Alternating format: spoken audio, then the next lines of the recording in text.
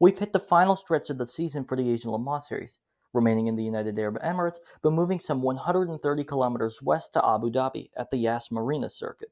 Two-night races round off the Asian Le Mans Series season in the usual doubleheader fashion.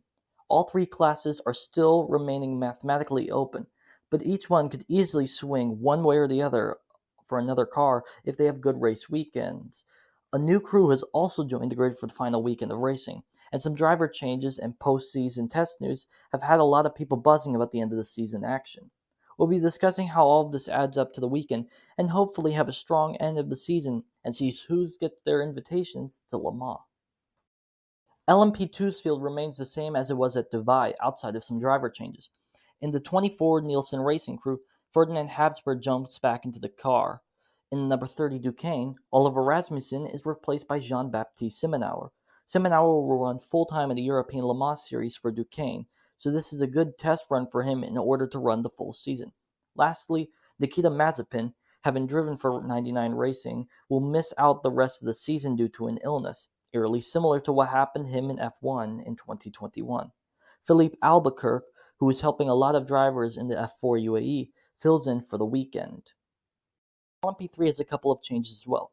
Manuel Espirito Santo comes in as the third driver for Cool Racing's number 17 after they not have one for Dubai.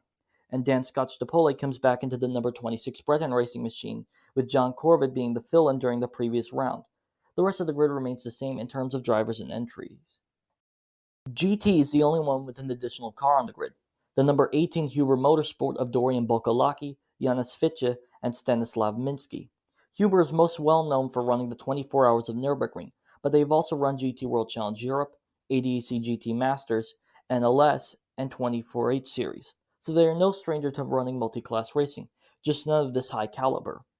Paul Everard comes back into the number 43 Santalak car after Sean Galale temporarily replaced him. Galale's previous ride, the number 56 Project 1 BMW, is not running at Abu Dhabi, but will be testing with Jake Dennis afterwards for their GT World Challenge Europe campaign in 2024. The final shakeup is another change in the number 43 car, as Pi Huangzhou is being replaced for Florian Schultz.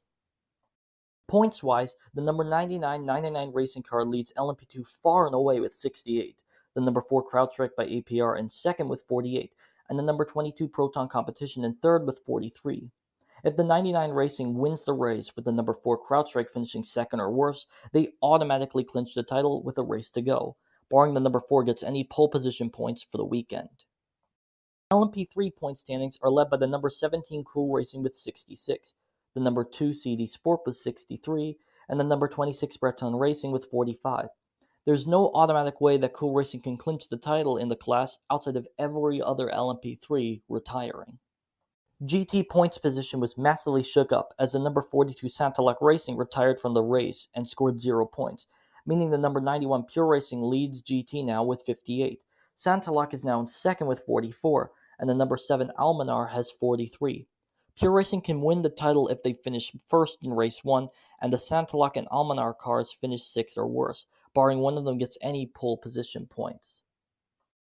The races are 3 p.m. and 4 p.m. local time, or 6 a.m. and 7 a.m. Eastern Standard Time, both on YouTube again, with both races extending in the nighttime, and race 2 having even more darkness running than race 1. Excitement and intense racing are awaiting for this weekend, and the LMP2 and GT invitations are up for grabs. Who wins both? We'll just have to find out and await with bated breath. I hope you guys enjoyed this video, and enjoy this frantic finish to the Asian Le Mans Series calendar.